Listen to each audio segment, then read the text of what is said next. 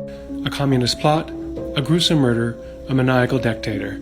All were elements of what would seemingly be the scandal of the decade, if not the plot of a Netflix thriller.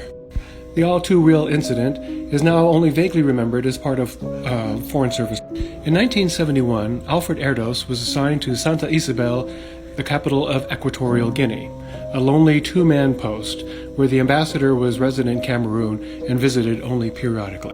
The newly independent country was run by a crazed dictator, Fernando Macias, who brought the country to financial and political ruin. Shortly before the murder, the Equatorial Guinean ambassador to Cameroon was arrested and tortured and apparently accused Erdos of being part of an armed conspiracy.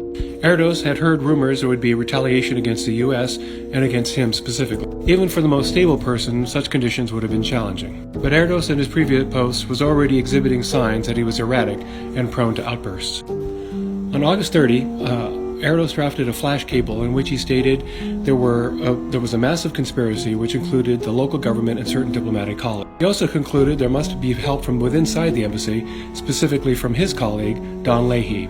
Leahy, not surprisingly, did not send Erdos' cable, which only confirmed in Erdos' mind that Leahy was indeed part of this conspiracy and was a communist agent.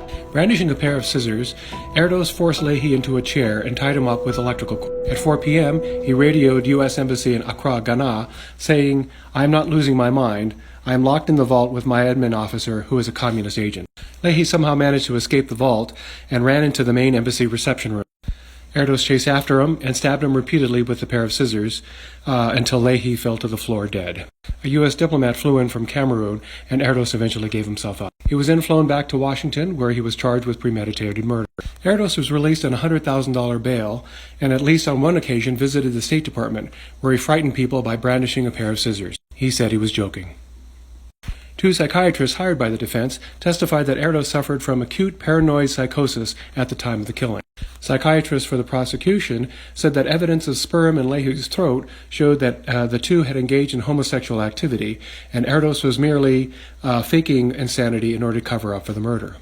On March 4, 1972, the jury came back with a verdict of guilty of voluntary manslaughter. He was sentenced to 10 years. However, he ended up serving only 1.5 years. Moreover, and here's the kicker, he was able to get a medical disability retirement from the State Department with a pension. Needless to say, a lot of his colleagues were not very happy about that. He resettled in San Diego and died in 1982 at the age of 58. ADST, follow us for more.